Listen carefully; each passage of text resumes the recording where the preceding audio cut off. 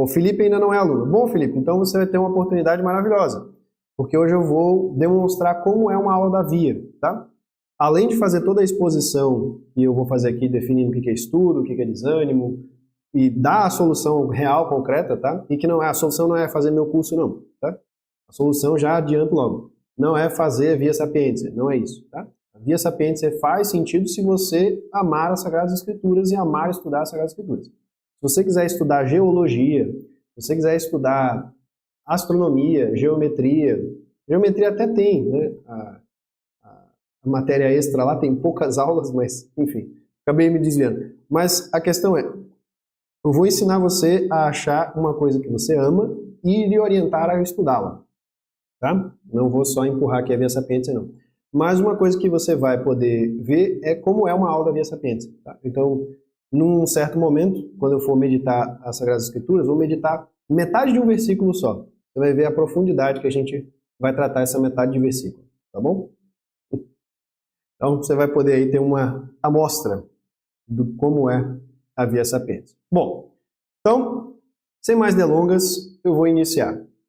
Tá? Então, o tema aqui é como progredir nos estudos sem desanimar, né? Eu recebi isso como uma pergunta na caixinha de perguntas, né, ali do Instagram, do Diego, né, que inclusive está fazendo a mentoria, falei com ele hoje.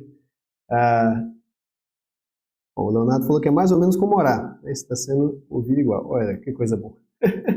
Entendi, falar aqui, né, sozinho. Bom, então, eu não vou ler toda hora o chat, senão eu acabo me distraindo.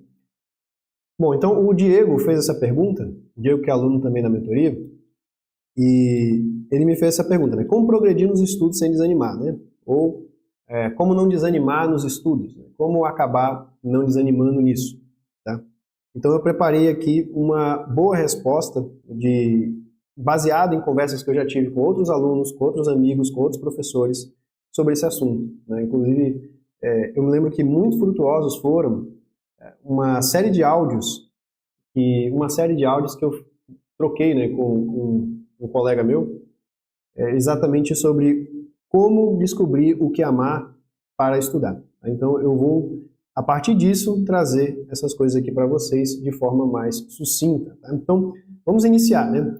Se eu quero saber como progredir nos estudos sem desanimar, né? Ou como não desanimar nos estudos, primeiro eu preciso entender o que é estudo, né? Então, eu vou agora fazer um pouco aqui da experiência de sala de aula, né? O que é estudo para vocês? Né? O que vocês definiriam como estudo? Eu não quero que vocês abram o dicionário agora. Eu quero que vocês realmente escrevam aí uma definição de pronto que vocês têm do que é estudo.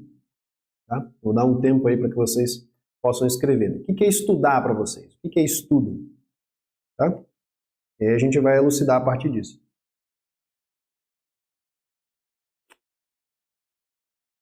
Não precisa olhar no dicionário. A definição etimológica eu vou dar depois. Vocês aí que vivem disso, né? Praticam os estudos, espero eu, todos os dias, seguem canais, influencers que falam toda hora sobre vida de estudos, vida intelectual, tem que estudar, vamos estudar os clássicos e blá blá blá. O que é estudar, né? Porque, por exemplo, se eu não sei o que é futebol, não adianta nada ficar aqui dando dica para zagueiro, ou passando treino, ou falando sobre tática, né? Primeiro eu preciso saber que esporte é esse, né? Então, para o Antônio, estudo é aprendizado. Para o Richa é descobrir ou se aprofundar em algum tema. Para o Felipe é compenetrar-se na aquisição de uma ciência. Olha lá, muito bom. Para o Leonardo é meditar, repetir, né, sobre determinado assunto, fixar-se nele, muito parecido com a do Felipe, né, de compenetrar-se, ou seja, penetrar-se junto, né, fixar-se profundamente em uma coisa. No caso, para adquirir, né, para ter uma ciência, um conhecimento. Para o Fábio Vidigal, o estudo é um meio, um instrumento, né, de conhecer alguma coisa. Ou seja, é um instrumento pelo qual eu conheço algo. Muito bom. Excelentes definições, tá? Excelentes definições. Muito aqui vai se repetir na definição etimológica que eu gosto. Eu vou dar aqui a definição etimológica, vocês vão perceber que todas aqui, sim, todas tocaram em certa parte aquilo que a gente está falando aqui. Então, refletir, né? Refletir meditar, repetir, estão bem conectados aí, etimologicamente também. Então vamos aí, etimologicamente, né? O que seria o estudo? Etimologicamente, estudar é o quê? Né? Lá quando a gente for olhar, a gente vai ver que vai vir do studium, ou do verbo estudo, ou estudar, né? Em latim, da onde veio a nossa palavra estudo, né? E isso significa o quê? Ter aplicação, né? Aplicação acho que até colocaram aqui também, né? Zelo, gosto, dedicação a alguma área do conhecimento. É muito parecido aqui com o Felipe, né? Falou, né? Uma área específica. Ter amor por tal conhecimento. Aí é a parte que eu vou pegar, tá? Essa parte do amor é o que eu vou falar muito hoje. Ter amor por tal conhecimento, principalmente ao buscá-lo por vontade própria. Essa parte é muito importante. Com cada vez maior intenção e zelo. Ou seja, desejar que tal conhecimento faça parte do seu eu, faça parte de si. Tá? Muito que se falou aqui do compenetrar-se também aparece, né?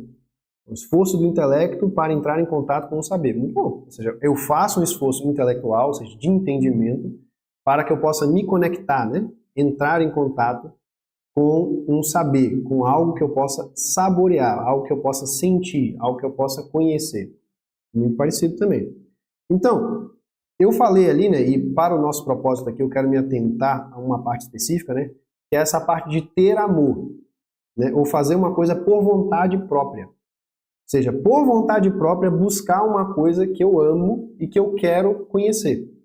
Porque o amor, né, eu gosto muito dessa definição de amor, né, que é que o amor é um desprendimento de si em busca da união com o outro. Ou seja, o amor ele me faz o quê? Me afastar de mim mesmo, me desprender, né, de mim mesmo, para que eu vá em direção de uma coisa a qual eu quero me unir. Né? Então, quando a gente vai se casar, por exemplo, né, eu vou deixar de certos hábitos, né, eu vou deixar a casa de pai e mãe, por exemplo, eu vou deixar certos hábitos de solteiro, eu vou deixar de olhar para metade da população do mundo, né, do sexo oposto, para me unir com outra pessoa em específico. Né? Ou seja, eu me desprendo de mim, me desprendo do meu eu velho para me unir àquilo que eu estou buscando. Né? Ou então, por exemplo, uma pessoa que vai com uma vocação religiosa, ou uma pessoa que vai se converter, ela faz isso. Ela mata o homem velho, ela se desprende do homem velho em busca da união com Cristo. Ela se torna esse homem novo. Né? Ou seja, então o amor ele é esse desprendimento do meu eu em busca de uma união com o outro. Então, quando eu amo um conhecimento, como eu amo uma coisa que eu quero aprender, né, eu vou buscar me unir a ela.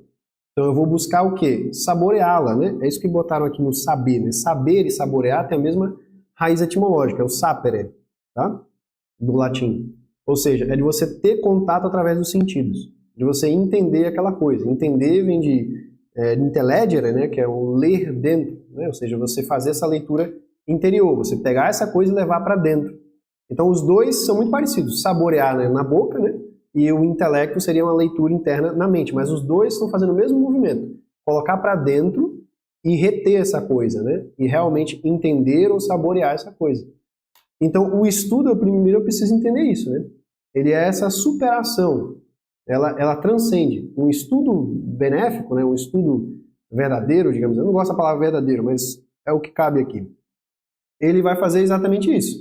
Ele vai fazer com que eu mude, com que eu transcenda, ou seja, que eu atravesse aquilo ali, que eu mude aquilo ali, né? Que eu mude em mim mesmo, que eu me torne alguém novo a partir daquele estudo. Entende? Que eu comece a mudar. Então esse é o estudo primeiro. Então, se eu simplesmente decoro fatos, ou se simplesmente eu estou estudando uma coisa que é alheia a mim, ou seja, ela é distante de mim, ela é outra, ela não está próxima de mim, nem eu estou me aproximando dela, nem a coisa está se aproximando de mim, isso não é um verdadeiro estudo, porque não tem união, entende? Eu estou simplesmente olhando uma coisa e vendo, ó, aquela coisa está lá. Eu não estou nem ligando se ela é daquele jeito, se ela poderia ser de outro jeito, eu não me movo para vê-la de outra forma, eu simplesmente decoro alguns fatos sobre ela e eu não entendo para que aquele conhecimento serve. Isso não é estudo, entende? Conseguimos entender aqui essa diferença? Beleza. Então, a partir disso, vamos entender então como estudar. Eu apresentei o que eu estou definindo aqui como estudo, e isso é muito importante, né? Sempre a gente definir as coisas, né? Os alunos aí da Formamente vão saber isso aí já de cor e salteado, né? Primeiro a gente define a coisa, para depois a gente poder planejá-la e começar a discuti-la, né? Então, agora que a gente definiu o que é estudo, né? Esse desejo de união com o conhecimento, né? Esse desejo de me transformar a partir de um conhecimento, de mudar a partir de um conhecimento, e que um conhecimento realmente que vai fazer com que eu mude, né? E para isso eu preciso amá-lo. Eu preciso entender agora como estudar. Então, primeiro, para a gente definir um campo de estudo, tá? E nós como seres humanos somos muito diferentes, então, cada um vai ter um campo de estudo diferente, né? Cada um tem uma vocação particular diferente. Apesar de nós aqui, acredito eu, sermos todos cristãos, né? Todos nós nos relacionamos com Cristo de uma forma diferente, entende? Acredito que todos rezam, mas cada um vai rezar de um jeito diferente. Cada um vai rezar com palavras diferentes. Cada um vai rezar, às vezes, em horários diferentes. Cada um vai rezar com suas próprias palavras, né? Mas não quer dizer que um ama mais ou menos Cristo, né? Todos eu imagino aí que devem amá-lo muito. Mas cada um tem um jeito próprio de ser. Cada um tem uma persona, né? Uma personalidade. A persona, etimologicamente, ela significa soar através, né? Literalmente é máscara, né? Ou seja, é algo que eu sou através. Então, cada um, uma personalidade é a voz, entende? É como eu me expresso. Então, cada um tem uma relação com Cristo, porque cada um se expressa de uma forma diferente, entende? Não quero eu que vocês simplesmente imitem a forma com que eu falo, a minha cadência de fala, meu vocabulário, etc. e tal. Não quero isso. Deus me livre. Eu quero que cada um fale de um jeito particular e tenha a sua própria voz. A Via não é uma fábrica de mini-eus. Nunca vai ser. Deus me livre. Então, como que eu faço para descobrir a coisa que eu quero estudar? Eu preciso descobrir aquilo que eu gosto, eu escutei esse termo e ficou na minha mente, né? Eu preciso descobrir a mola mestra. O que é a mola mestra, né? É a coisa que me faz impulsionar, é da onde sai o meu interesse, né? Interesse é o inter de entre, né? E o esse é o ser latino, né? O verbo ser latino, ou seja, aonde que eu quero estar. Isso que é interesse. Então eu preciso primeiro descobrir assim, onde que eu quero estar, o que que eu quero fazer, né? E o interesse ele é diferente do gosto, de que forma? Deixa eu definir isso também, porque hoje a gente vive no império do gosto. O gosto, ele é o quê? Eu tenho uma experiência sensitiva, né? Por exemplo, eu comi um negócio e estava ruim, ou então alguém me disse que tal coisa não prestava. E aí eu gosto ou não gosto da coisa. Não é isso interesse. Interesse é uma coisa que eu escolho, entende? É uma coisa que me move, é uma coisa que chama a minha vontade, não é simplesmente os sentidos. Por exemplo, uma pessoa, e a gente pode pensar isso até de uma forma mais física, bem tranquila, né? Eu tenho uma pessoa que tem interesse em academia. Ela tem interesse em desenvolver seu corpo, né? Aquilo talvez não seja prazeroso, né? Aquilo vai doer, ou vai ficar, sei lá, ela vai ter que gastar muito tempo, ela vai ter que gastar dinheiro, aquilo vai doer e tudo mais. Não necessariamente ela gosta daquilo, mas ela tem um interesse naquilo, ela quer estar naquilo, ela quer os frutos daquilo, entende? Então o interesse nele é diferente da sensação corpórea, tá? Okay? Não sei se isso ficou muito claro. Então, primeiro, a gente precisa descobrir o que que nos move. O que que me faz mover, né? Aonde que eu quero estar? Pense numa mola. Eu primeiro preciso descobrir o que que é essa mola. Essa mola, ela pode ser muitas coisas. Ela pode ser, por exemplo, poesia, ela pode ser literatura, ela pode ser música, ela pode ser costura, ela pode ser arte, ela pode ser ouvir os outros, ela pode ser muitas coisas. Nós, seres humanos, temos vastas personalidades, né? Então, vastas molas mestras. Entende? Então, primeiro eu preciso descobrir isso, né? Primeiro eu preciso descobrir o que me move. E aí, isso que me move pode ser uma coisa mais genérica, como, por exemplo, conhecimento de forma geral, ou seja, saber coisas novas, ou entender as coisas, né? Pode ser uma coisa mais simples assim. Primeiro, para que depois eu vá depurando isso, né? Eu vá vendo aos poucos, né, como melhor entender isso, tudo bem? E o objetivo é o quê desse estudo, né? De você se refletir sobre o que você gosta, o que lhe move, né? O que lhe faz, por exemplo, acordar cedo para fazer aquilo, né? Se eu te dissesse assim, vamos estudar amanhã, às 5 da manhã, talvez você não gostasse, mas vamos dizer, vamos correr amanhã às 5 da manhã, aí você se move, você entende que talvez essa seja mais próxima da sua mola mestra. Ou então assim, vamos ficar em silêncio agora 1 hora, lendo um texto, talvez isso não te mova, mas vamos discutir, né, tal texto ou tal filme e isso te move, aí talvez seja uma coisa mais social, tá? Eu estou propositalmente deixando bem aberto, né, para que não influencie tanto vocês, porque senão vocês vão se colocar em alguma categoria, e para que vocês mesmos reflitam, tá? Tanto agora quanto depois também, reflitam realmente sobre qual é o interesse de vocês. Por quê? Uma vez que eu vou pegando esses interesses, eu vou montando um jardim para mim. O objetivo é esse, é fazer um jardim interior, ou seja, um lugar onde eu planto e eu vou tirar as coisas que eu não quero, deixar as coisas que eu quero, como um jardinzinho, não uma floresta. Não tem uma selva interior, tem um jardim interior. Onde eu vou plantando, onde eu vou cuidando, onde eu vou deixando aquelas coisas ali crescerem, para que elas vão tendo, para que elas cresçam em harmonia, entende? Então eu tenho que escolher como eu vou ser, eu vou escolher como me ordenar. Então eu vou estudar, eu vou escolher, por exemplo, quero estudar esse autor, eu quero estudar esse assunto, eu quero me aprofundar nesse outro, eu quero fazer isso porque isso aqui se complementa com isso, entende? E isso, né, pensar em como ordenar essas coisas, leva-nos a pensar de uma forma meditativa, né? Pensar sempre ao que essas coisas se referem, né? Ou seja, por exemplo, quando eu estou estudando latim ou estou estudando as Sagradas Escrituras, eu não posso simplesmente pensá-las como coisas externas a mim. Eu devo pensá-las como, beleza, o que isso aqui tem a ver comigo? Entende? Ou seja, o que essa passagem das Escrituras tem a ver comigo agora? Como que isso aqui serve para mim agora? Como que isso aqui se orienta no meu jardim que eu já criei, nos meus estudos anteriores, né? No resto das coisas que eu já sei das Escrituras, ou naquilo que me falaram, ou na minha relação pessoal com Cristo. Então eu tenho que estar sempre relacionando todas essas coisas. Pensar no que as coisas se referem, como elas se ligam e também como elas se ligam comigo.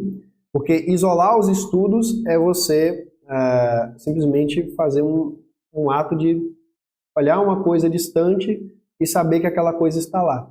Mas você nunca foi saboreá-la, você não sabe para que aquilo serve, você nunca viu de perto, né? É só um conhecimento categórico, né?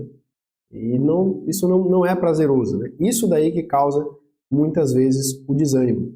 Há também a corrente, muito comum hoje em dia, né? E eu entendo-a, mas acaba que ela pode gerar uma dependência, né? E gerar vícios, e na minha experiência não é muito frutuosa, né? Na maior parte das vezes, que é o quê?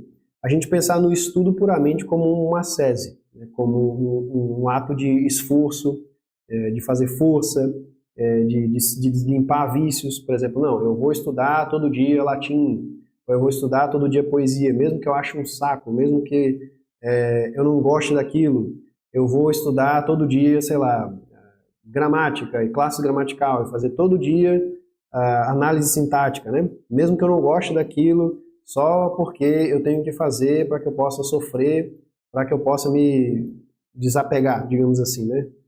Isso funciona por um tempo, mas isso acaba tirando o gosto dos estudos e acaba que você estuda só como um ato externo. Aí vira aquele negócio onde você está estudando e não está entendendo o porquê que você está fazendo aquilo, né? E talvez você esteja criando até um bom hábito, esteja desenvolvendo um intelecto, mas não tem uma razão própria para você.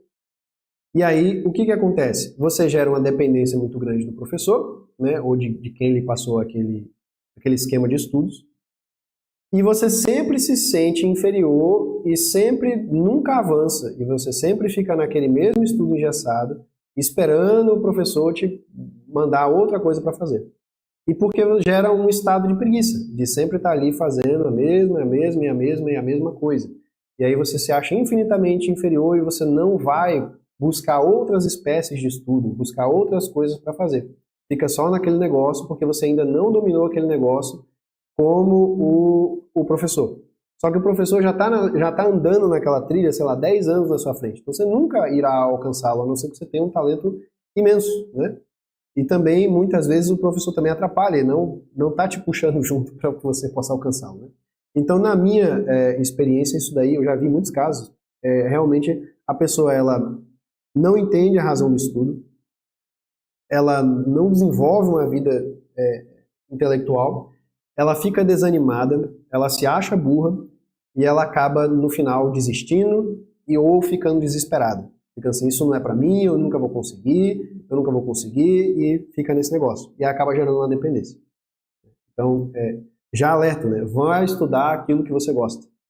A partir daquilo que você gosta, ou seja, vamos dizer que eu gosto de Sagradas Escrituras e eu quero estudar grego. Beleza. Tentei estudar grego, peguei ali alguma coisa de grego, vi uma aula grátis da Via Sapientia. Tudo bem. Agora eu sei aquilo que eu preciso saber mais. Eu comecei um projeto.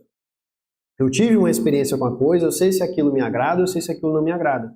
Agora, a partir daquela experiência, eu sei, beleza, eu quero continuar meus estudos, mas eu prefiro continuar sozinho, então eu vou pedir uma recomendação de gramática para o professor. Eu quero fazer no método natural, então eu vou pedir uma recomendação para fazer no método natural. Eu gostei do método do professor, eu quero fazer nesse método. Entra lá na Via Sapientia. Na verdade eu quero um acompanhamento pessoal. Beleza, fala comigo, com outro professor e pede um acompanhamento pessoal. Na verdade eu gosto de aula presencial. Procura um professor presencial. Eu gostei do grego, mas eu não gosto tanto do Novo Testamento. Na verdade eu gostei do grego, mas eu quero estudar Homero. Vamos estudar Homero, entendeu? Vá atrás daquilo que você gosta, tá? E a partir do projeto que você gosta, comece a buscar ferramentas para completá-lo, entende? Seria como se, por exemplo, eu quero construir uma casa. Aí eu primeiro decido, beleza, minha casa vai ser de alvenaria, vai ser de madeira? Minha casa vai ser de alvenaria. Agora eu começo a pensar no encanamento, agora eu começo a pensar no resto, entende? Eu não posso primeiro estudar todos os tipos de encanamento, todos os tipos de casa, todos os tipos de fundação. Isso vai ser muito chato, demorado e não vai criar nada. Então primeiro eu inicio um projeto e aí eu vou aprendendo as coisas a partir daquele projeto. O que é necessário para que eu possa dar o próximo passo. Então eu estou sempre engajado, sempre motivado, tá bom? Então, eu acho que ficou claro o que é o estudo e como eu recomendo que se estude. E também nós vimos aqui algumas causas de desânimo, que é o quê? Ficar infinitamente estudando coisas que não lhe movem, ficar infinitamente preso a um estudo simplesmente sem sentido, só porque alguém disse que tem que fazer aquilo, né? Ou não entender a relação daquilo que você está estudando com você e com o resto das coisas que você faz. Entende? Isso daí causa muito desânimo. E o que é ânimo, né? Vamos pensar.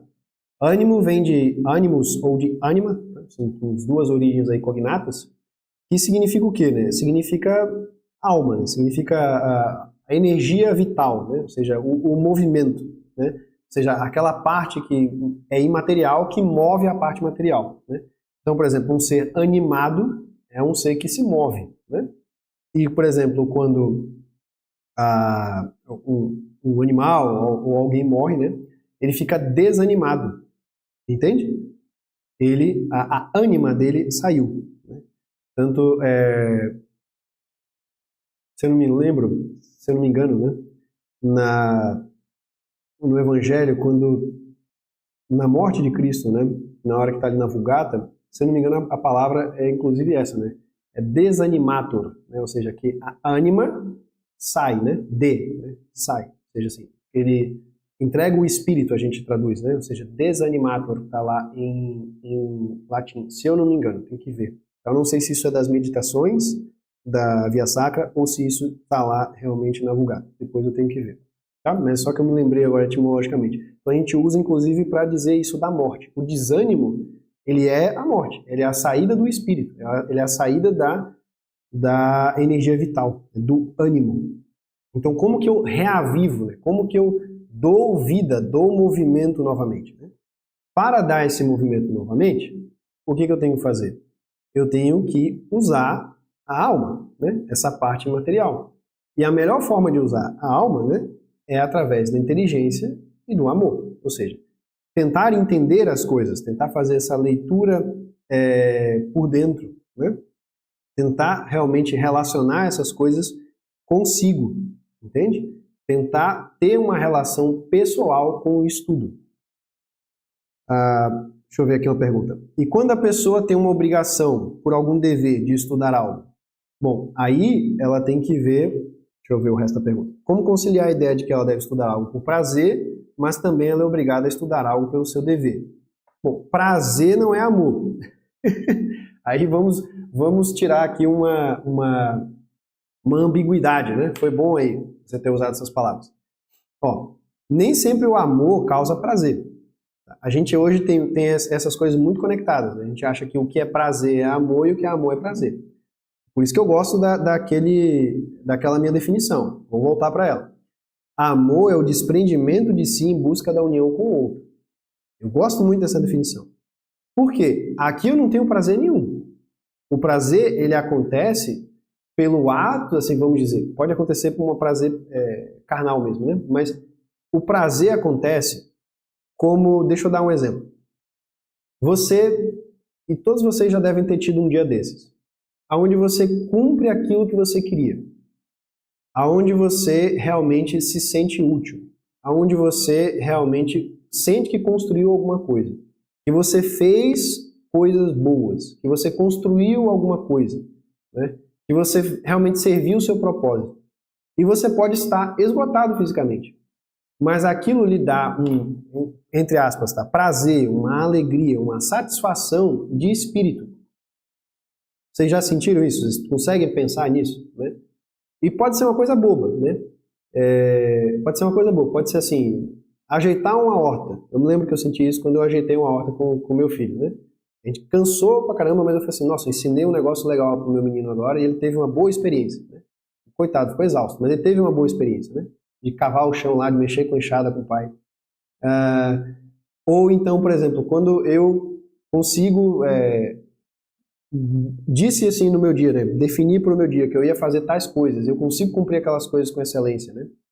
Aquilo ali me causa um prazer, um ânimo. Ou então, quando eu tenho uma boa ideia, né, e eu consigo, às vezes, colocá-la em prática. Ou então, quando eu me sacrifico, né, para que minha esposa, meus filhos, possam cumprir outras coisas, ou outras coisas aparecem de emergência que a gente não tinha programado, mas aí eu abro mão de alguma coisa para que eles possam não sofrer. E isso no final do dia, às vezes não no final do dia, imediatamente já, você sente uma satisfação assim de que, nossa, isso aqui talvez me cause um desconforto, mas eu fiz o que era certo. Entende? Essa sensação de fazer, de cumprir o dever, causa alegria. Porque eu estou me desprendendo de mim e me unindo àquilo que eu busco.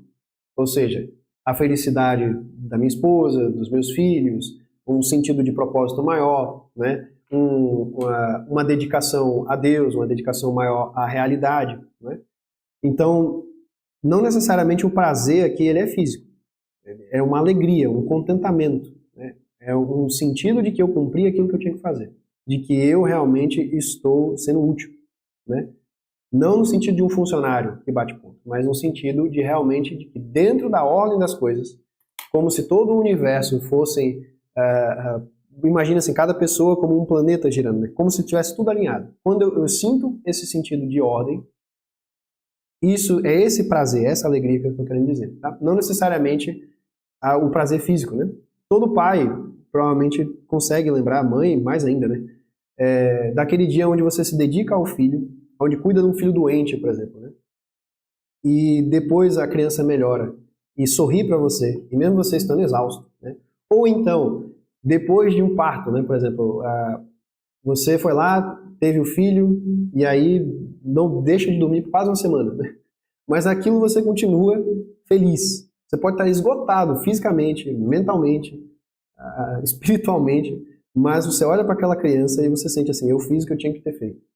E isso aqui tem sentido. Essa alegria, ela difere do prazer sensível, porque nós não somos somente animais, a gente tem alma. Então é exatamente como reavivar essa alma, né? Como realmente tornar esse ânimo, fazendo coisas que têm sentido. Então deixa eu voltar a responder a pergunta.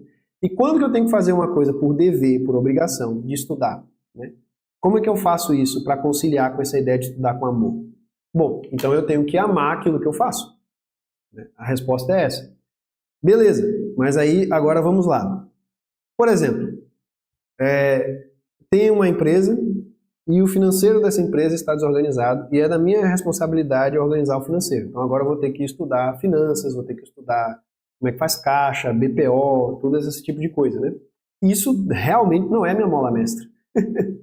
Mas eu entendo que eu tenho que cumprir isso daqui, eu tenho que adquirir esse conhecimento, porque senão as finanças da empresa vão bagunçar e eu vou prejudicar os funcionários, eu vou prejudicar a mim mesmo, eu vou prejudicar, talvez eu vou tomar uma multa à toa, né, sei lá, da Receita Federal, alguma coisa do tipo, entende? Então eu consigo entender o propósito daquele estudo, ou seja, tenho que estudar, sei lá, controle de caixa e finanças, porque isso tem um sentido com o que eu estou fazendo, entendeu? E eu tenho que entender, por exemplo, controle de caixa e finanças, eu nunca estudei a fundo, né? Eu tenho que estudar, inclusive, eu estou dando um exemplo real. Eu não imagino que eu vou ter que estudar isso por 10 anos. Eu imagino que eu vou estudar isso por algum tempo, vou adquirir o conhecimento prático, colocar em prática, depois fazer uma manutenção daquele conhecimento e passar aquilo adiante. Entende? Então eu consigo pensar. Ou, por exemplo, alguém que mudou de emprego, né, e tem que aprender uma ferramenta nova, tem que aprender uma técnica nova. Né? Por exemplo, eu trabalhava com...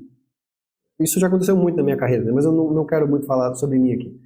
Mas, por exemplo, trabalhava com design, aí agora eu vou trabalhar com vendas. Né? Eu vou ter que aprender outras habilidades e eu tenho que botar aquele estudo não como uma coisa chata, como uma chatice, mas, cara, isso aqui complementa o que eu tenho que fazer. Se eu estudar isso aqui direito, eu vou cumprir direito aquilo que é meu propósito, aquilo que é meu dever, aonde eu estou, e quando eu sou uma boa pessoa, no sentido de que eu cumpro bem aquilo que eu sou, eu ajudo a todos.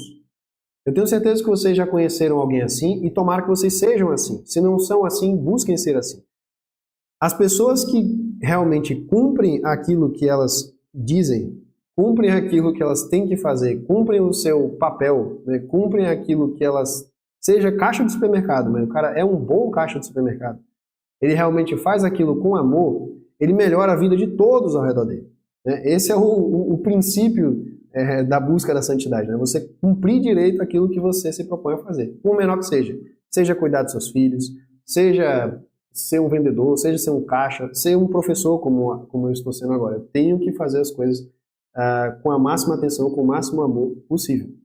Isso é verdadeiramente, Leonardo, o propósito. Né? O propósito é exatamente o pósito, né? O posto no lugar, né? Ou seja, aonde eu me ponho. Propósito significa isso. É aonde você se põe, aonde você quer estar. Né? Isso que significa propósito. Né? Você já parou para pensar nisso daí. A gente vai aprender muito na mentoria de latim, pensando agora, né? Que muitas vezes a gente pega palavras que a gente usa tantas vezes, né? E consegue perceber até mesmo a partir da etimologia sua significância maior. Tá? Não sei se eu consegui clarificar o suficiente, tá? Eu vou seguir em frente aqui, tá bom?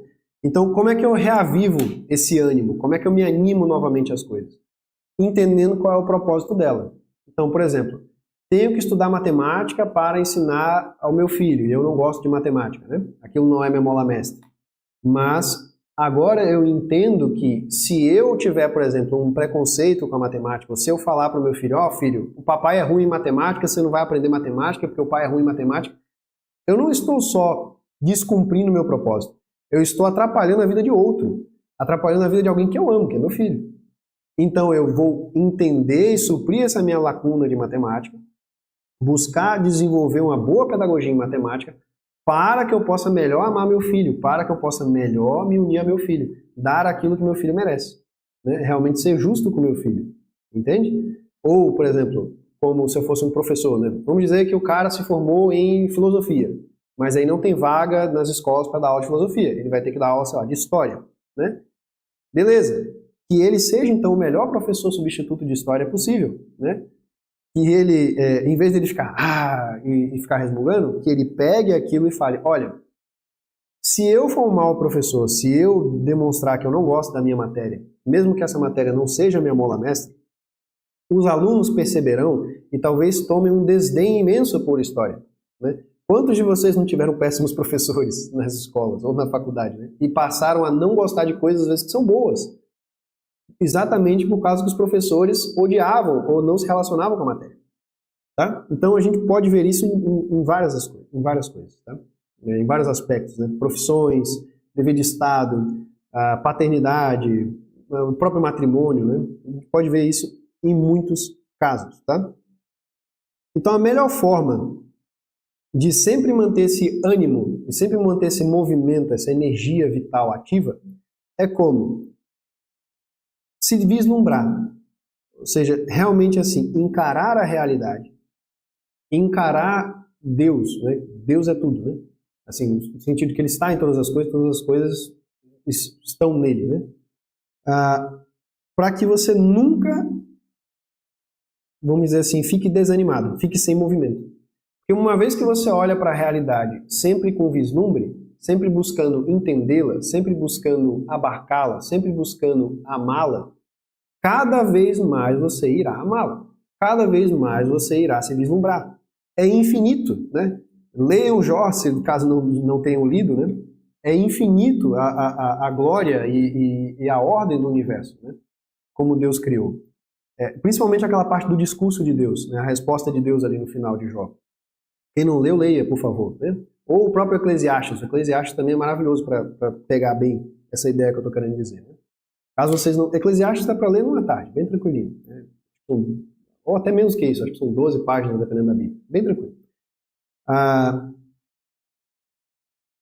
Mas olhem, por exemplo, para uma coisa. Né? Eu lembro que eu fiz isso com as crianças. Tinha uma árvore, e aí o frutinho da árvore é bem pequenininho. Né? O frutinho não, da onde vai sair a folha? A flor, né? A flor toda amassadinha, toda enroladinha, né? E aí eu peguei aquela flor e a gente foi tirando pétala por pétala, por pétala, por pétala, e aí as crianças foram vendo quantas camadas tinham dentro de uma coisinha tão pequenininha. E depois que saíram todas aquelas camadas de coisas pequenininhas, ainda tinha depois, não tenho os nomes corretos aqui, eu não estudei botânica, perdoem, eu devo estudá-la. Tinha ali a vara e depois as bolinhas e depois o pólen e depois mais outras coisas menores ainda, né? E a gente ficou pensando assim, quanta perfeição e quanta ordem, né, existe numa coisa tão pequena como uma pequena flor, né, que nem nasceu. Imagine então em todas as coisas, né? Imagine então em coisas mais complexas, né, da natureza. Então tudo da natureza eu posso olhar e eu posso me vislumbrar. E enquanto eu estou olhando para o mundo com vislumbre, olhando para o mundo com amor, olhando para o mundo tentando entender e me desligar de mim mesmo e me unir a ele, ou seja, achar o meu lugar dentro da realidade, né? Achar onde que eu devo estar, o que eu devo fazer, né? Eu nunca vou ficar desanimado, porque eu estou sempre em movimento, porque o mundo ao meu redor está sempre em movimento, porque ele está vivo porque Deus é vivo, né? Deus é a vida. Então, tudo que existe está vivo, né? Ou seja, está em movimento e está presente, né? Está aqui. Então, não faltam coisas para que eu me vislumbre, né? E ainda mais, né? E aí vai a minha mola mestra em específico, né? O meu vislumbre em específico, são as Sagradas Escrituras, né? Vou pegar aqui, inclusive, que eu vou olhar daqui a pouco, né? As Sagradas Escrituras são a minha mola mestra em específico, né? E eu acho que para muitas pessoas também. Por quê? Porque elas são infinitas. E qualquer coisa, qualquer 3 palavras, qualquer versículo, qualquer metade de versículo, lhe faz ficar vislumbrado por resto da vida. Né? Você pode ficar meditando aquilo ali por toda a eternidade. Né? E mesmo que você leia todas as Sagradas Escrituras, e você lê novamente, lê novamente, lê novamente, você sempre tira coisas novas. É um tesouro inesgotável. Né? Então, realmente, assim, pegue as Sagradas Escrituras, né? Eu já dei 2 sugestões, né? Jó, Eclesiastes, mas pegue qualquer coisa, né? Qualquer provérbios, salmos, pegue aquilo que lhe chama, próprios evangelhos, né? E se vislumbre com aquilo, né? Busque realmente entender aquilo, amar aquilo e mudar a partir daquilo, tá? Então, vai estudar aquilo que você ama. Tá? Não para agradar os outros ou para seguir um currículo, mas realmente para encher a sua vida de sentido, de propósito. Porque se você seguir o currículo, sei lá, da educação clássica, seguir o currículo da escola fulano de tal, seguir o currículo do mestre fulano de tal, e isso não tiver um propósito, ou seja, não é ali que você quer ser posto, não é naquele lugar que você quer estar, aquilo não é o seu interesse, não é aonde você quer estar dentro, né? Aquilo vai ser uma coisa que você vai fazer para tirar foto no Instagram, ou para montar uma biblioteca para ficar atrás. Isso não vai servir para nada, não vai levar aquilo para lugar nenhum. O estudo ele deve mudar você. O estudo ele deve ser uma coisa pela qual você desenvolve um amor maior por Deus e pelo outro. Entende? O estudo ele deve fazer com que você se torne uma pessoa melhor. Entende? É isso que eu vejo como estudo. Tá? Então, as escrituras, no meu caso, né, são a minha mola mestra, e é aquilo que eu acho que mais rico foi nos legados, ou seja, aquilo que é mais precioso que ficou para nós. Tá? Então, para mim é uma obra literária, ou seja, uma obra composta de letras, né, por excelência, e ela é inesgotável. Então, agora eu vou demonstrar como que uma aula da Via Sapientia é a partir de metade de um versículo. Então, eu vou agora explicar metade de um versículo para vocês, no original, para que vocês tenham essa experiência, né? Porque eu acho que alguns ainda não tiveram, e eu acho que vai ser muito útil para vocês, tá? Então, eu não vou dar a aula com toda a profundidade com que eu dou na Via Sapientia, mas tentarei aqui suprir, né, as lacunas. Deixa eu só abrir o chat aqui, que eu fechei no computador, para que, caso vocês mandem alguma coisa mais urgente, eu consiga ver. Tá bom? Então, deixei aqui aberto. Bom, eu falei, né? Acho que mandaram também na mensagem lá, podem abrir suas Bíblias, né? A gente vai ver pelo menos umas 3 passagens. Vamos ver Isaías, vamos ver Atos e vamos ver Provérbios. Bem rapidamente. Eu não vou passar tanto tempo com vocês aqui. Bom, então, professor, que treco esquisito esse aí na tela, né?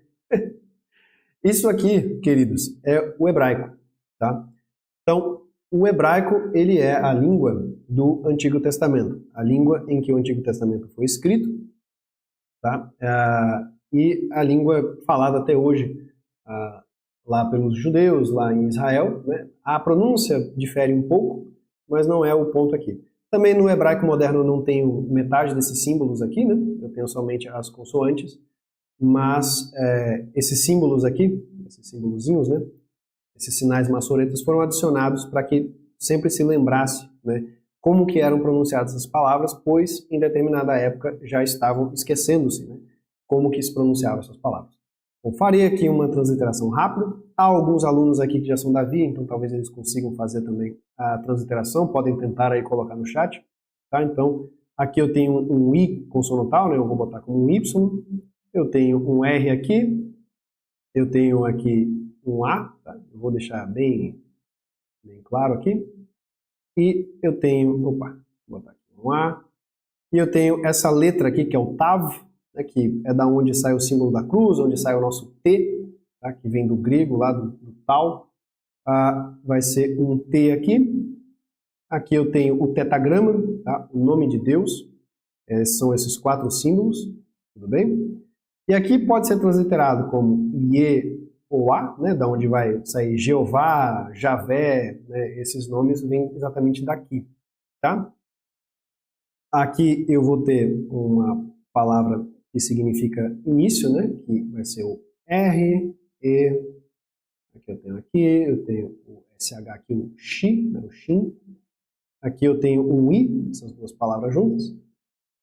Não vou me atentar muito aqui à pronúncia, para que a gente já possa chegar no significado, né? Reshit, e aqui eu vou ter um D, tenho meu A, tenho minha outra vogal aqui com o A e o T novamente, tá bom? Então, só para que tenhamos aqui um som, tá? Deixa eu colocar aqui o nome de Deus em destaque, tá bom? Pronto, né? Muito bem. Então, vamos entender agora melhor isso daqui em português, ok? Muito bem. Então, vamos entender. Já transliterei. Como é que seria a pronúncia disso aqui, né? A pronúncia disso aqui seria o seguinte. Opa, cliquei no lugar errado. Aqui em amarelo para que vocês possam acompanhar. Ah, uma coisa, eu acabei esquecendo de falar, né? O hebraico, ele é lido da direita para a esquerda, tá? Talvez alguns tenham estranhado na hora que eu comecei a escrever de trás para frente, tá? O hebraico, ele é lido da direita para a esquerda. Rapidamente você se acostuma com isso, tá? Logo ali nas primeiras aulas você já começa a pegar bem isso daí. Então aqui eu tenho Yirat, Yehová, ou Yehová, né? Depende da pronúncia. Reshit Da'at, tá bom? E vamos passar rapidamente. Eu vou escrever aqui para que vocês possam, quem quiser pronunciar depois, falar de uma forma mais fácil, né? Então eu tenho Yirat, vou botar aqui Yehová, Reshit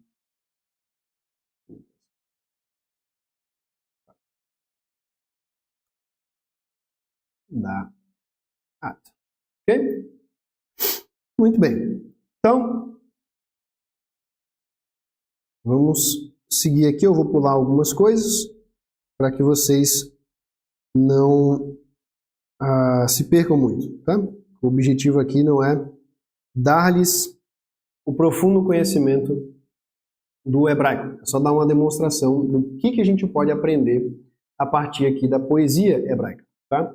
Então, uma coisa já em comum que podemos perceber aqui, mesmo não conhecendo um idioma, tá? É olhar o final das palavras. 3 das palavras aqui vão terminar do mesmo jeito, com esse tal, né? Ou esse T. Conseguem perceber? Eu tenho, ó, Yirat, né? Reshit, de novo, com T, e Da'at, ok?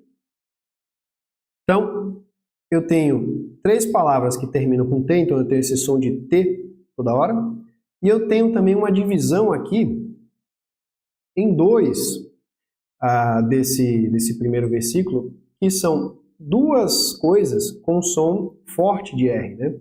Eu tenho Yirat com R aqui, e eu tenho aqui o Reshit. Eu tenho 2 partes também com esse som de R. E esse Tzinho no final, ele tem uma coisa em específico no hebraico, né? Alguns já estudaram, por exemplo, o latim ou o grego, sabem do caso genitivo, né? O caso genitivo, o que ele é? Ele é um D, né? Por exemplo, isso aqui é uma garrafa de água, esse D, né, de relação, tá? Ou, por exemplo, isso aqui é isso aqui é uma tampa de plástico. Esse de plástico aí seria o genitivo, tá bom?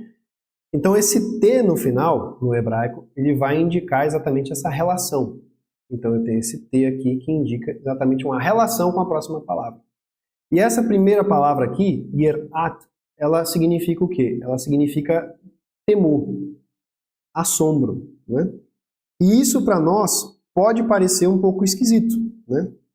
Porque nós pensamos hoje como temor, temor vem de literalmente ter medo, né? Ou seja, de estar com medo, no sentido de uma coisa ruim, no sentido de perder a vida, né? de morrer, né? Então nós temos um temor muito grande. Mas o temor aqui não é relacionado a isso. Tá? Esse temor aqui, Yirat, ele é aquele mesmo temor, por exemplo, que Moisés sente lá no Êxodo, né? Êxodo 33, por exemplo, e também depois que o povo vê, né, sente por Moisés também, Êxodo 34, quando Moisés sai da tenda, né? Que é o quê? Um assombro, né? E o assombro a gente talvez possa entender melhor etimologicamente, né? Essa reverência, né? O assombro é exatamente eu estar, né? Como se aquele quem eu estou olhando é tão grande que eu fico na sombra dele, né? Ele me faz uma sombra, entende? Então eu fico assombrado, eu estou debaixo da sombra dele. Eu tenho uma reverência com ele, né? Eu tenho uma admiração que quase me paralisa, né? Que me faz me sentir inferior, me sentir realmente pequeno, entende? Eu estou debaixo ali das asas daquilo que é muito maior. Tudo bem? Então, isso talvez nos faça entender melhor esse da Yirat, esse temor, tá bom? Então, aqui eu tenho um temor, Yirat, e esse D aqui, né, esse Tav no final, se relaciona aqui com Deus, né, com esse nome, que é o nome que nós damos a Deus em hebraico. Então aqui seria, por exemplo, um temor temor de Deus, né, ou temor do Senhor, tá bom? Então nós temos já a primeira parte do versículo traduzida. Depois eu tenho reshit, né? Talvez quem já estudou hebraico vai se lembrar lá do Gênesis, né? A primeira palavra do Gênesis é exatamente, né? Bereshit. Esse B significa em, e depois o reshit é princípio, né? Começo. Então aqui eu tenho reshit é princípio, né? Princípio, começo. E de novo eu tenho essa relação final que vai me ligar, né? Um D, princípio D, e aí eu tenho Da'at, tá? Da'at, ele significa conhecimento, tá? Vamos deixar conhecimento por enquanto. Né? Então, o temor de Deus, princípio de conhecimento. E aqui, repare, eu não tenho verbo, né? E eu não tenho também artigos. E essas duas coisas existem no hebraico, mas aqui eu estou tratando de poesia hebraica. Então, a poesia hebraica, ela suprime muitas coisas. Ela suprime artigos, às vezes ela suprime até conjunções, ela vai suprimindo as coisas para deixar somente o essencial para que entendamos. Mas uma outra coisa, né, que é importante falar é sobre esse temor, tá? Para que vocês entendam assim, o que é esse temor, esse espírito de temor, né? Eu vou dar 2 exemplos das Escrituras, né? O primeiro, se vocês quiserem abrir aí, lá em Atos dos Apóstolos, né? 13:16. Tá? Então eu vou dar um tempo aí para que vocês possam abrir. Eu vou pegar aqui também a minha Bíblia, em grego, para que eu possa ler aqui para vocês. Tá?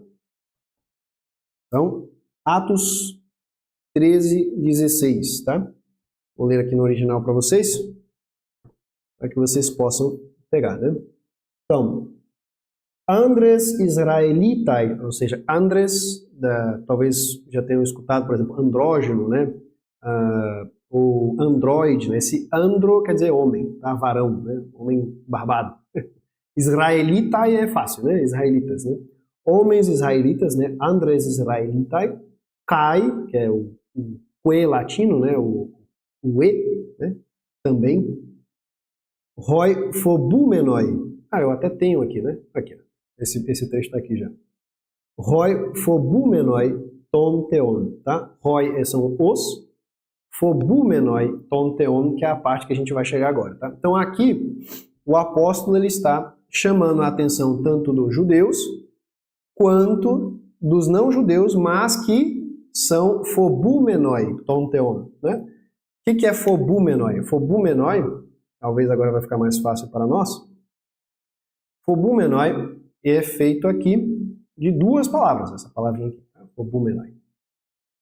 Eu tenho fobu, que vem de phobos, e vai ser parecido, por exemplo, com a palavra que vai ser mais comum para vocês, que é fobia. Né? O que é uma fobia? Medo, né? Temor. E o meno é o verbo que quer dizer estar, tá? Então, aqui é um particípio, né? Ou seja, é uma característica de ter medo, ou temente, né? Então, aqui eu estou falando os tementes a Deus, ou aqueles que temem a Deus. É assim que o apóstolo fala com os cristãos gregos, aí, né? Com os primeiros cristãos, que não eram israelitas, ou seja, que não tinham tido a revelação antes, né, pelo Antigo Testamento, mas que estavam vendo o Evangelho naquele momento. Qual era a característica deles? O que os tornava cristãos? Eles eram fobumenoi, eles temiam a Deus, eles tinham reverência, respeito, assombro a Deus. Entende? Então, eles estavam exatamente aqui em que Provérbios está falando. Eles tinham esse espírito aqui, né? Espírito que vai aparecer também lá em Isaías, tá? Então abram aí Isaías 11, tá? 11:2, se eu não me engano. Vou abrir aqui para que a gente possa ver também essa outra parte, tá? E aqui ele vai falar sobre os espíritos, inclusive é o que vai dar depois aquilo que conhecemos como os dons do Espírito Santo, estão elencados aqui, tá? Saem daqui de Isaías. Então, vamos pegar aqui no hebraico, um momento. Então, lá no final do versículo 2, eu tenho os últimos 2 espíritos, né? E ele fala, primeiro vai se falando, né? Ó, Vou pegar aqui em português mesmo e depois eu vou chegar no final e vou para o hebraico. Repousará sobre ele o Espírito do Senhor, o Espírito de sabedoria e de entendimento, o Espírito de conselho e de fortaleza, e aí agora os últimos dois Espíritos.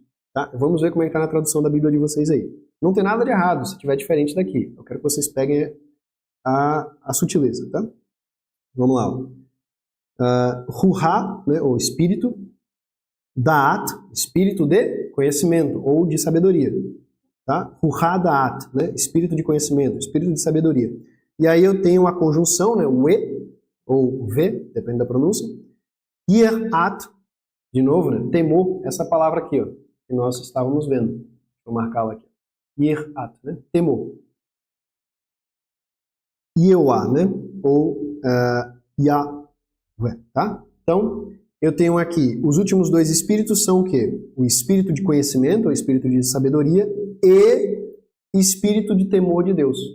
E aí, dependendo da Bíblia de vocês, pode estar como espírito de temor de Deus, pode estar como temor do Senhor, ou pode estar como espírito de piedade, né? Também aparece, tá?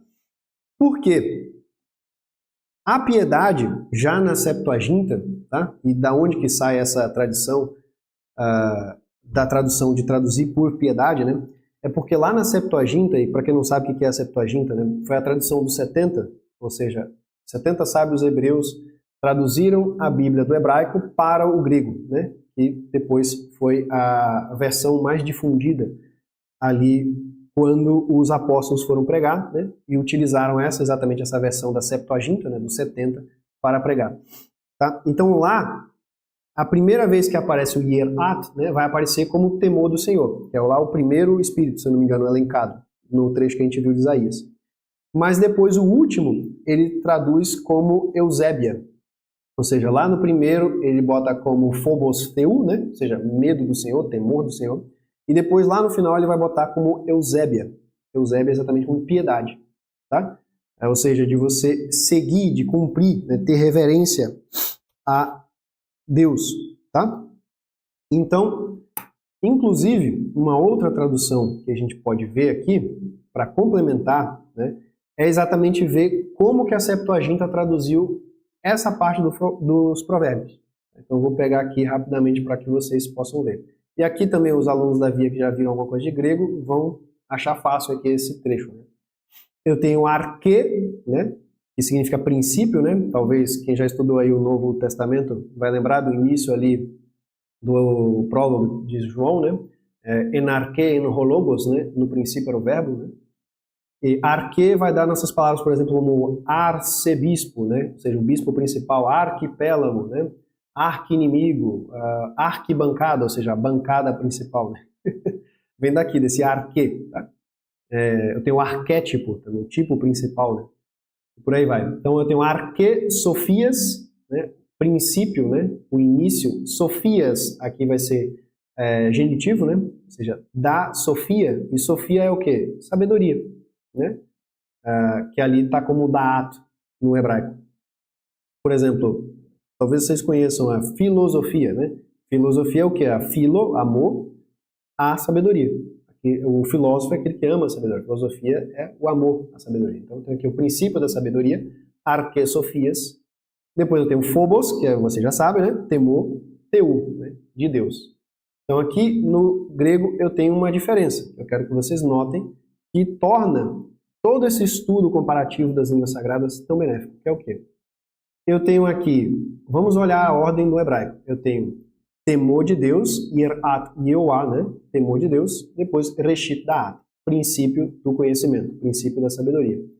Enquanto que no grego, traduzido por hebreus, tá? Essa tradução grega não foi feita por gentios, foi feita por 70 sábios hebreus, eu tenho a modificação. Eu tenho arquesofias, ou seja, o princípio da sabedoria. Agora, o foco, né, está exatamente em onde começa a sabedoria. E eu boto esse início da sabedoria no início da frase. Ao contrário do hebraico. Então eu tenho o princípio da sabedoria é o quê? Temor de Deus. De novo, sem verbo, né? Princípio da sabedoria, temor de Deus. E aqui eu tenho no hebraico, né? De novo, temor do Senhor, ou seja, boto o foco no temor do Senhor. para depois dizer a característica, né? O que é? É o princípio, o início do conhecimento, da sabedoria. Tudo bem? Vale a pena também colocar aqui mais algumas traduções, tá? Não vou me delongar muito, para que não fique, mas saiba que isso aqui que eu estou olhando, né, é a aula escrita. Eu escrevi a aula 6 de hebraico, né? Ela tem 6 páginas, eu não vou lê-la por completo, tá? Eu vou pegar só os pontos principais aqui e agora eu quero pegar exatamente a tradução para os judeus, né? Como os judeus interpretam essa passagem até hoje, tá? Talvez seja de curiosidade para muitos de vocês. Está assim no Taná, né? Taná são a versão das Sagradas Escrituras do Antigo Testamento para os judeus, né? O temor do Eterno, né, como normalmente traduzem o nome de Deus, né? Tetagrama, é a base de todo conhecimento. Tá bom? E vou colocar aqui também como aparece na Vulgata, né, traduzido, Timor Domini, Initium, deixa eu lembrar aqui como é que tá. Timor Domini, Principium Sapientiae. Muito bem. Eu acho que essas duas aqui nos será útil e depois eu dou mais uma tradução. Então, vamos olhar aqui essas duas interpretações, essas duas visões de mundo. A visão de mundo romana e a visão de mundo judaica. Tá? Então, o temor do Eterno, ou seja, o temor de Deus, temor a Deus, a reverência a Deus, é a base. Ou seja, aqui esse base tá sendo utilizado no sentido, eu até anotei aqui, que eu me lembro disso, no sentido de construção mesmo. Aqui, ó. Aqui, exatamente. Como fundamento, também pode ser traduzido como fundamento, né? Fundação. Tá? É nesse sentido, ou seja, se eu não coloco primeiro Deus na ordem das coisas, eu não consigo construir nenhum conhecimento em cima. Né? É clássico o caso das pessoas que vão estudar coisas, às vezes elevadas ou profundas, e esquecem da ordem daquelas coisas dentro do resto, né? E esquecem a relação daquele conhecimento, daquela coisa que elas estão estudando com Deus, com a realidade, e enlouquecem. Ou então fazem coisas horríveis. Então, primeiro, para se construir sabedoria, para se construir o conhecimento, é necessário colocar Deus na base. Né? Tá bom? Então, eu tenho aqui também, na versão da Vulgata, né, em latim, Timor Domini, temor do Senhor, princípio da sabedoria, sapiência, né? Ou seja, do conhecimento sábio, né, da sabedoria. Então, percebam como as línguas antigas elas são mais sintéticas. Né? Elas não têm verbo de ligação desnecessário, elas não têm artigos desnecessários, né? Que nem no hebraico tem artigo, né? Foi poupado os artigos aqui, foram poupados. Também no latim não se tem artigo, mas aqui também não se colocou o verbo. E mais uma outra característica também, né? É que aqui no grego também não se colocou artigo, não se colocou verbo e trocou-se a ordem, né, da frase exatamente para dar uma ênfase mais literária, né, de colocar o princípio no princípio da frase, enquanto que na tradução latina e no inicial, no principal hebraico, né, na origem hebraica, o início está realmente no temor de Deus. E o início das coisas está no início da frase. Tá bom? Então, eu vou voltar aqui para a outra cena. Pronto, aqui estão. Então vamos ver se vocês entenderam alguma coisa. Tá? Pulei aqui rapidamente, tá? Não quis me delongar muito, porque quem quiser ver essa aula está lá dentro da Via Sapiência. Essa aula é toda escrita. Eu posso até, inclusive, passar depois, tá? Por escrito aqui. Essa aula 6 de hebraico, para que vocês possam entender melhor como que nós estudamos. Lá na Via eu explico bem devagarinho, explico primeiro os fonemas, explico cada coisa, e aqui o aluno já teria um conhecimento de outras palavras, tá? Eu estou aqui pulando, tudo bem?